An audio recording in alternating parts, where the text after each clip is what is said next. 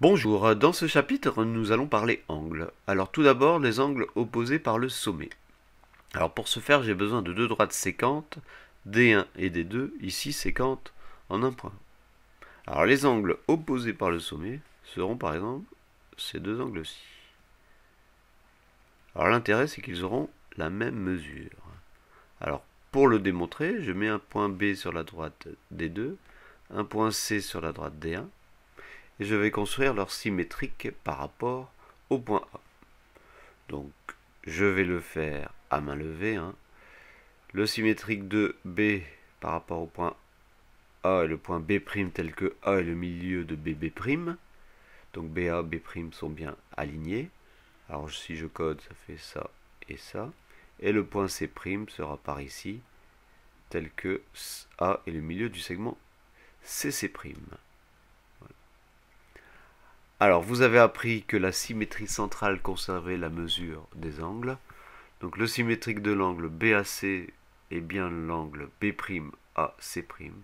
Donc, on a bien que les deux angles ici, opposés par le sommet, ont la même mesure. Concrètement, si lui mesure 60 degrés, on aura ici aussi 60 degrés. Attention à cette figure de droite.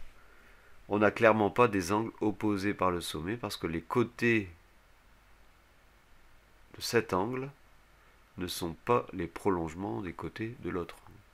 Donc les deux angles que je viens de tracer ne sont pas opposés par le sommet et on voit clairement qu'ils n'ont pas la même mesure. Ces deux-là aussi, clairement, n'ont pas la même mesure. Alors, propriété à retenir, si deux angles sont opposés par le sommet, alors ils ont la même mesure. Je reviens à la figure de gauche. On avait aussi ces deux angles-là qui sont opposés par le sommet.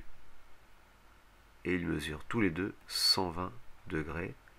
On trouve 120 degrés en faisant 180 moins 60 degrés, vu que CAC' et BAB' sont deux angles plats, mesurant donc 180 degrés.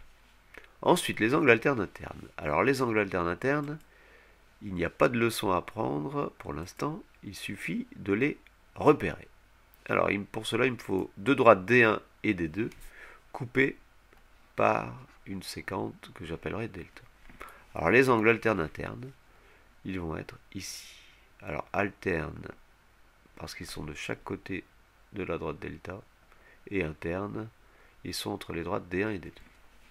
On a une autre paire d'angles alternes internes, qui sont celui-ci et celui-là. Donc les angles jaunes sont alternes internes, les angles noirs sont alternes internes. Ensuite, dans la même configuration, on a les angles correspondants. Alors, par exemple, celui-là, correspondra à celui-là. Il se retrouve à peu près dans la même position, c'est pour ça qu'on utilise ici le terme de correspondant. Ensuite, les deux angles jaunes ici seront correspondants aussi. Voilà. Les deux angles verts ici et ici seront correspondants. Et enfin, il reste la dernière paire d'angles correspondant ici. Voilà. Donc les angles de même couleur sont correspondants. Enfin, si on s'arrêtait là, ça n'aurait pas beaucoup d'intérêt. L'intérêt, c'est lorsqu'on a des droites D1 et D2 qui sont parallèles, toujours coupées par cette séquente delta. Alors, pour découvrir une nouvelle propriété, je vais appeler A le point d'intersection de delta et D1, le point B le point d'intersection de delta et D2, et je vais appeler I le milieu du segment AB, de telle sorte que A et B sont symétriques par rapport à I.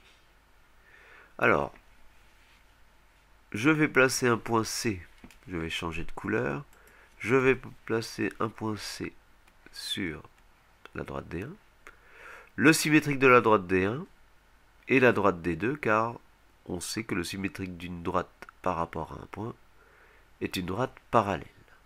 Et comme on sait que le symétrique de A est B, donc la symétrique de D1 passera par B. Donc c'est bien la droite D2. Alors, pour construire le symétrique de C qui appartient à D1, il suffit de tracer la demi-droite CI et elle coupe D2 en C'. Voilà. Je reviens aux angles alternes internes. Donc CAI, qui est ici, son angle alterne interne, c'est bien celui-là. Alors on devine assez facilement ce qui va se passer. Alors encore une fois, grâce à la symétrie centrale, le symétrique de l'angle CAI, c'est l'angle C', BI. Le symétrique de C, c'est C', le symétrique de A, c'est B, le symétrique de I, c'est lui-même. Et donc, la symétrie centrale conserve la mesure des angles, donc ces deux angles alternes internes ont bien la même mesure. Ensuite, pour ce qui est des angles correspondants, donc je peux coder les deux angles de même mesure ici. En ce qui concerne les angles correspondants, il en sera de même, car l'angle correspondant à l'angle qui est là est ici. Alors pourquoi ils ont la même mesure? Alors si on regarde bien l'angle qui est là et l'angle qui est là, ils sont opposés par le sommet et donc ils ont effectivement la même mesure. Voilà. En conclusion, propriété numéro 1. Si deux droites sont parallèles, alors toutes séquentes forment des angles alternes internes de même mesure. Et propriété 2, si deux droites sont parallèles, alors toutes séquentes forment des angles correspondants de même mesure. Voilà.